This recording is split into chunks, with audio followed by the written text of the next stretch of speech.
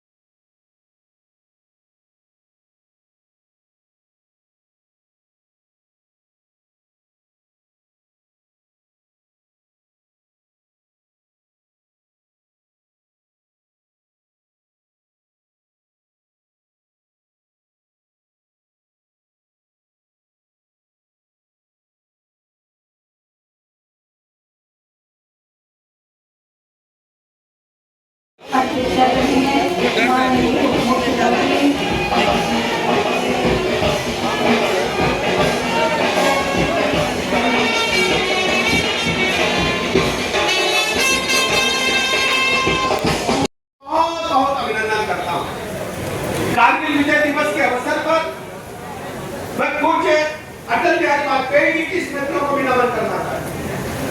पूज्य अटल जी उस दौर में देश के प्रधानमंत्री थे और हमें अच्छी तरह याद है उस समय के जो टेलीविजन के माध्यम से हम लोग देखते थे।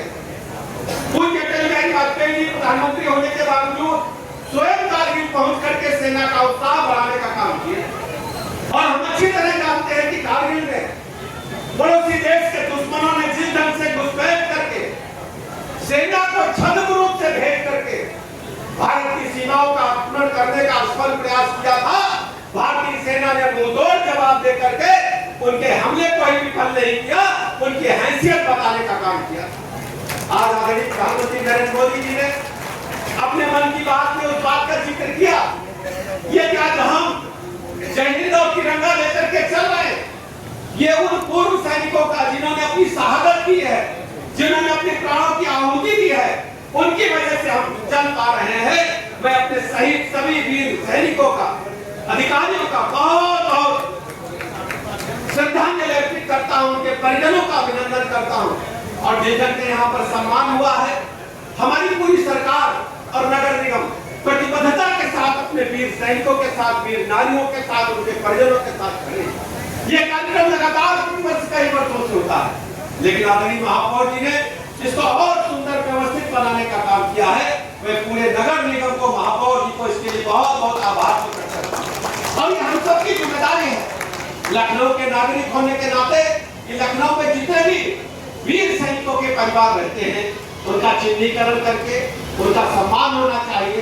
दैनिक दिनचर्या में कहीं कोई समस्या आती है जैसा नगर विकास मंत्री जी ने आदेश दिया है, उनको भी चिन्हित करके उनकी समस्याओं का निराकरण करना हमारा प्रथम कार्य होना चाहिए।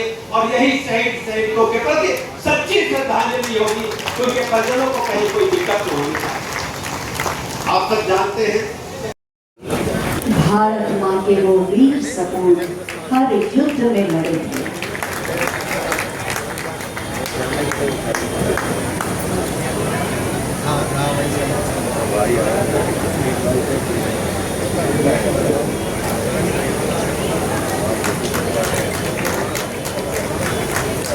मैं देख रही हूँ सिर्फ सैनिक के परिवारों के लोग ही ताली बजा रहे हैं, बाकी लोग इतना शांत क्यों हैं?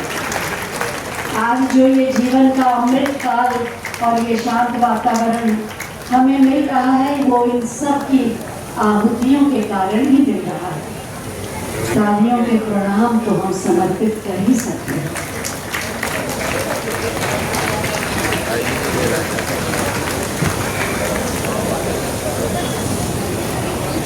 माता की, भारत माता की, भारत माता की जय हिंद, जय हिंद, जय हिंद।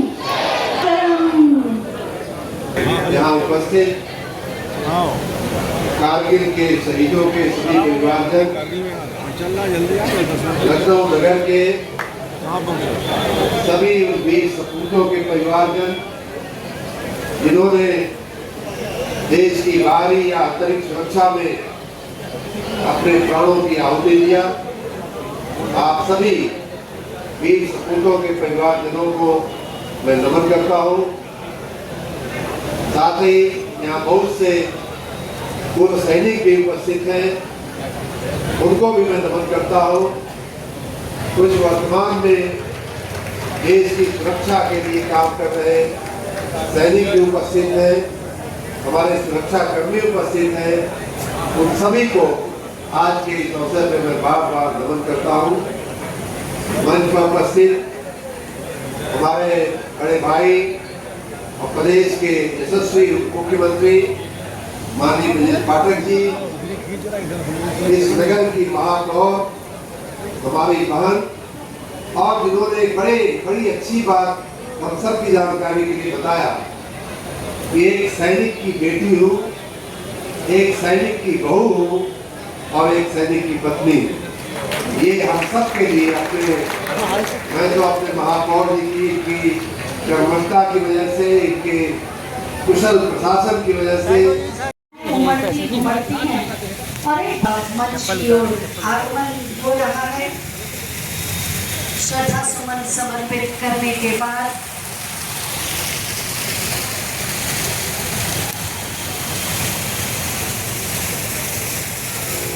बहुत ही भावुक पल है, गौरव का पल भी है और भावुक भी कर जाता है। हमारे स्वाभिमान को, हमारे अभिमान को इन शहीदों ने एक नया आयाम दिया, ये विश्वास दिया कि हमारा देश अखंड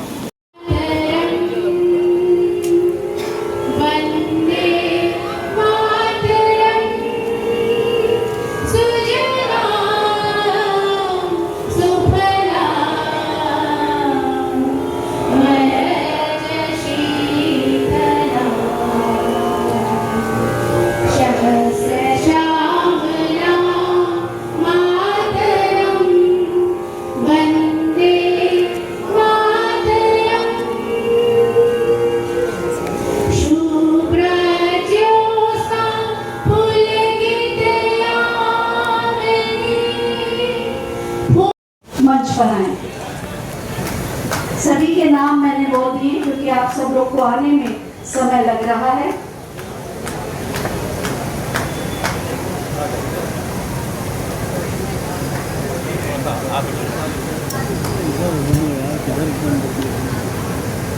आपकी तालियां बजती हैं तो ये पूरा माहौल श्रद्धा से भर जाता है।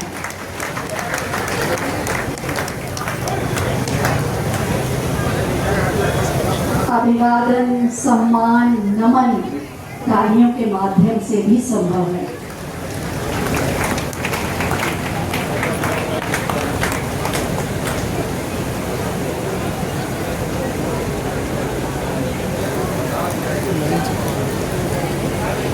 ये वीरांगना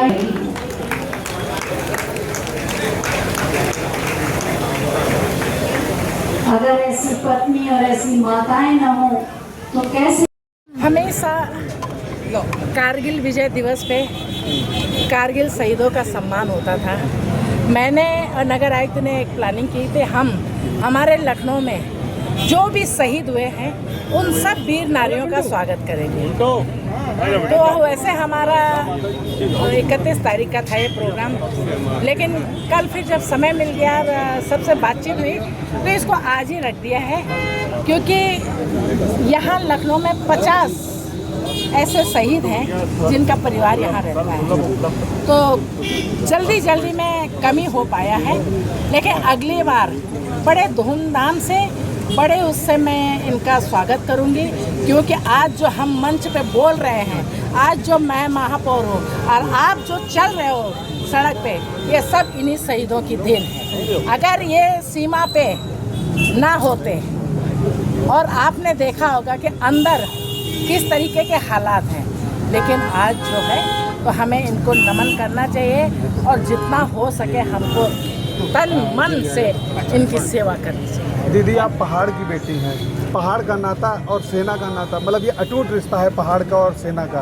दीदी, जब आपका भाषण चल रहा था तो नीचे जो हमारी बहनें बैठी हुई थी, जो वीरांगनाएं बैठी हुई थी, वो आप में एक आस देख रही थी, एक आप में उम्मीद देख रही थी, आप में एक विश्वास देख रही थी दीदी। और आपकी तीसरी पीढ़ी जो आप पिताजी भी फौज में रहे, आपके पति जी वो भी फौज में रहे, मतलब एक पुराना नाता है दीदी। मतलब क्या कहना, कारगिल विजय दिवस पे आपने भी देखा, बड़े करीब से महसूस किया होगा। उत्तराखंड एक ऐसा क्षेत्र है जहाँ पे 90% सेना में, कोई भी गांव है अगर उसमें 10-15 लोग जरूर सेना में हैं। वहाँ रोजगार तो कुछ था नहीं, ज़्यादातर सेना में निकल आते थे और सेना में ही अपनी सेवाएं देते थे। तो मैंने कहा कि जब मुझे लखनऊ महानगर ने इसमें नगर निगम की महापौर बनाया है तो मुझे अपने सैनिकों का सम्मान करना चाहिए, और जो मैं कर रही हूँ और आगे भी करूँगी।